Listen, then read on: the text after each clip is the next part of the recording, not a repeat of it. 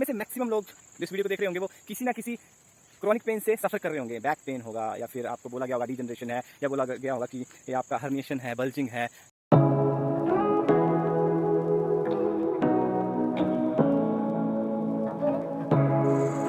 Hello folks, welcome to the new video. इस वीडियो में बात करेंगे again TMS in more simpler and broader terms.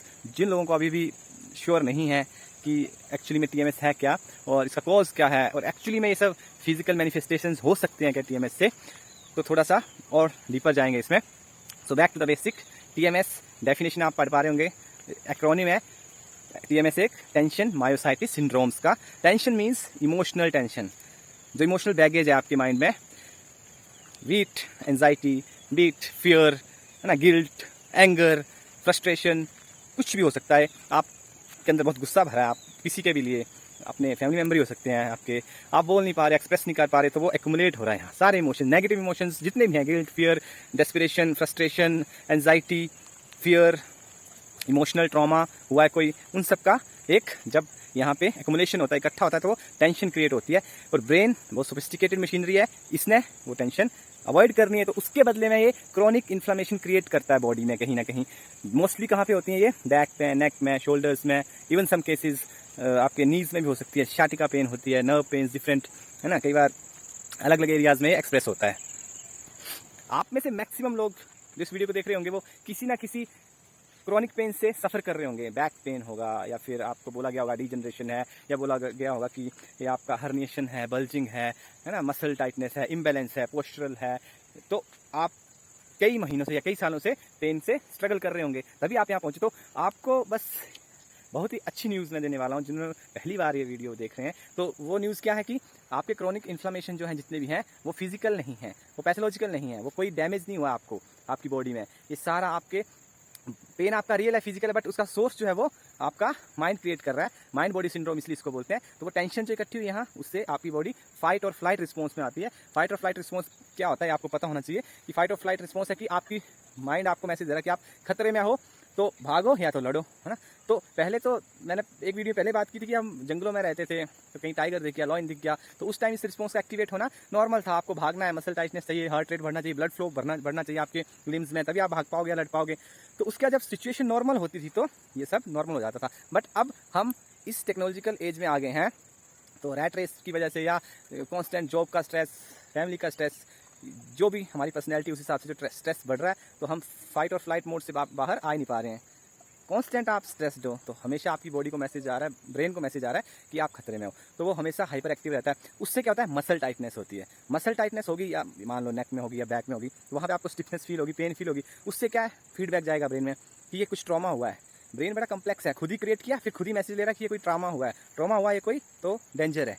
तो अब क्या करेगा वो? और फियर क्रिएट करे, और सिम्टम क्रिएट करेगा बैक में आपको, क्योंकि इसको सब इन्फॉर्मेशन ऑलरेडी पता होती है। आपको पता है कि बैक में क्या क्या प्रॉब्लम हो सकती है। तो आपको स्टिफनेस हुआ, पेन हुआ, आपने रिसर्च किया कि ये सिम्टम होते हैं, ये होते हैं, तो फिर आगे आपको कह रहे कहीं मुझे ऐसा तो नहीं हो गया, डिसबल्जिंग है, हर्निएशन, एमआरआई कराना पड़ेगा, डॉक्टर पता नहीं क्या दवाइयाँ खानी पड़ेगी, वर्स्ट केस क्या हो सकता है, मैं अब तो नॉर्मल लाइफ जी नहीं सकता, सिर्फ पेन मैनेज ही होगा। डॉक्टर ऐसी बात करते हैं कि आप learn to manage the pain. हमारा मेडिकल प्रोफेशन ऐसा है कि आपको सिम्टम्स को ट्रीट करता है, कोज ट्रीट नहीं करता। बहुत ही अनफॉर्चुनेट बात है ये, है ना। तो उससे क्या होता है? एक विशियस साइकिल जो क्रिएट हो गया आपका, उसकी वजह से आपको पेन अब वो कांस्टेंट हो गया, क्रॉनिक हो गया है। एक्यूट इन्फ्लेमेशन एक होता है। एक्यूट इन्फ्लेमेशन मींस कि आपको, मैं चल रहा हूँ, अभी मेरा मान लो एंकल मुड़ गया, इस रास्ते पे चलते हुए ट्विस्ट हो गया, तो थोड़े दिन के लिए वहाँ पे इन्फ्लेमेशन क्रिएट करेगी बॉडी, वहाँ पे वाइट ब्लड सेल्स और ब्लड के थ्रू न्यूट्रिएंट्स जाएंगे, स्वेलिंग आ जाएगी, ताकि मैं उसको मूव ना करूँ, जब रेस्ट दूँ, हीलिंग होने दूँ। एक हफ्ते में या 2 हफ्ते में वो ठीक हो जाएगा, उसके बाद मैं मूव कर सकता हूँ। बट जो क्रॉनिक इन्फ्लेमेशन है, उसमें क्या होता है? आप कई सालों से, कई महीनों से इन्फ्लेमेशन में आपकी बॉडी चली जाती है, क्रॉनिक होगी वो बॉडी। ब्रेन को फॉल्स मैसेज आ रहा है कि कुछ ट्रॉमा हुआ है, तो वहाँ पे वाइट ब्लड सेल, ब्लड का सर्कुलेशन कर रहा है, बार बार एक मैसेज आ रहा है कि समथिंग इज रॉन्ग। तो उससे वो एक साइकिल बन जाता है क्रॉनिक पेन का, वो न्यूरल पाथवेज बन जाते हैं नर्व के थ्रू ब्रेन। वो कभी आपका कम हो जाएगा, फिजिकल पेन है तो वो कॉन्स्टेंट रहेगी, ठीक होने के बाद खत्म हो जाएगी। क्रॉनिक में क्या होता है? वो आपके कई बार स्ट्रेस से ट्रिगर होता है, किसी पर्टिकुलर सिचुएशन में आपका दर्द बढ़ जाएगा या फिर कम हो जाएगा। किसी आपने पढ़ा है कि अब काम करने से झुकने से बढ़ेगा, तो आपने गलती से झुक गए, तो अरे आपको लगेगा कि फिर से अब मेरी बैक में दिक्कत होगी, मैंने वेट उठा लिया या कुछ उठा लिया, तो फिर से पेन आपका शुरू हो जाएगा। ये स्क्रीन पे आप एक लिस्ट देख पा रहे होंगे, ये सब जो है, ये सारी इलनेसेस या जो भी पेन्स और ये सिम्टम्स हैं, ये टीएमएस क्रिएट कर सकता है आपकी बॉडी में। ये आपका ब्रेन कैपेबल है ये सब सिम्टम्स प्रोड्यूस करने में, सब रिसर्च बेस्ड डाटा है। उसके बाद ये दूसरे लिस्ट जो आपको दिख रही है, ये वो पर्सनैलिटीज़ हैं, मतलब ये ट्रेड्स हैं जिन लोगों को टीएमएस होता है, जो टीएमएस प्रोन पर्सनैलिटीज़ हैं। ये सभी करेक्टरिस्टिक्स अगर आप में है तो you are most likely to be a victim of TMS, अगर आप पेन में हैं तो।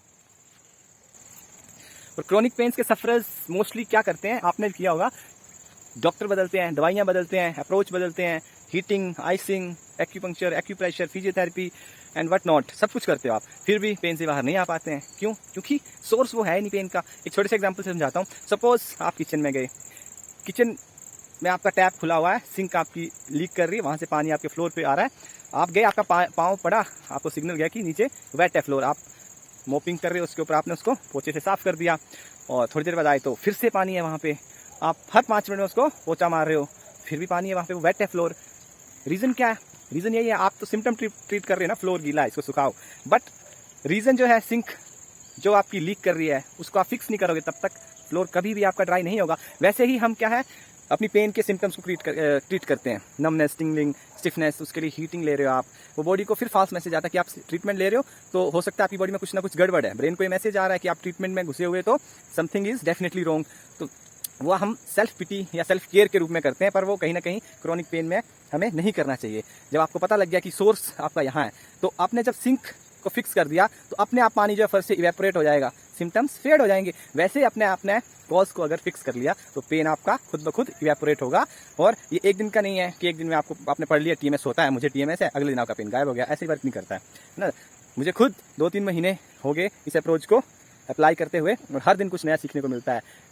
ऐसा नहीं है कि मुझे अब बिल्कुल, अब कई बार जब आपका वायरिंग जो बनी पड़ी है वो फिर से कहीं ना कहीं किसी न किसी सिचुएशन से एक्टिवेट हो जाती है, तो पहचानना पड़ता है मुझे ये सिम्टम अब एग्रावेट क्यों हुए हैं, क्यों बढ़े हैं, कुछ तो हुआ है। जब मैं एक्नॉलेज कर ले, उस रीज़न को ढूंढ लेता हूँ, तो फिर जब मैं फियर में नहीं आता हूँ कि ये पेन हो रहा है, तो ये इससे मुझे फियर में नहीं जाना, क्योंकि मुझे पता किस वजह से हो रहा है, टीएमएस की वजह से हो रहा है। तो वो नेक्स्ट डे जब उठता हूँ तो सारे सिम्टम्स फेड अवे हो चुके होते हैं। तो लाखों लोग जस्ट एक बुक पढ़ने से ही ठीक हुए हैं। आप नहीं मानते तो आप हीलिंग बैक पेन के रिव्यूज़ पढ़िए, उसके बारे में यूट्यूब पे देखिए, डॉक्टर जॉन सारो ने वो बुक लिखी है। जब लोगों ने उसको पढ़ा तो इतने रेजोनेट किया उनके साथ कि उनको लग रहा है ये बुक हमने लिखी है। वो सारे सिम्टम्स, वो जैसे सारे ट्रेड्स पर्सनैलिटी की, हम ऐसे ही, हम ऐसा सोचते हैं, हाँ हमें इस टाइम पे दर्द बढ़ता है, हमारे साथ ऐसा हुआ है ना। मोस्ट ऑफ द लोग जिनको दर्द थे उन्होंने कुछ ना कुछ इमेजिंग में डॉक्टर ने बोला ही था कि तुम्हें डिजनरेशन है, बल्जिंग है, हर्निएशन है, बट वो पेन का कॉज होते ही नहीं है। ये मैंने कई बार आपको बोला है, इमेजिंग जस्ट एक आपको बहम अगर डालना है तो आप इमेजिंग कराइए, एमआरआई पे इतने पैसे खर्चते हो, कुछ नहीं है। वो नॉर्मल लोग भी कराएंगे तो उनको भी कुछ ना कुछ एबनॉर्मेलिटीज उसमें निकलनी है। सो आपको ट्रस्ट करना है अपनी बॉडी पे, जो आपको डॉक्टर जितना बोलते हैं ना, उससे बहुत ज़्यादा एबिलिटी हमारी बॉडी में हील करने की। प्लेसबो इफेक्ट आपने सुना ही होगा, प्लेसबो से तो फिजिकल एबनॉर्मेलिटीज हील हो जाती हैं, टीएमएस में तो फिजिकल आपको कुछ है ही नहीं, सब कुछ ब्रेन से हो रहा है। तो आपको सिर्फ इस सोर्स को फिक्स करना है और आपका पेन जो है वो पानी की तरह इवेपोरेट हो जाएगा। सो ठीक है, आपसे नेक्स्ट वीडियो मिलता हूँ। Till then take care.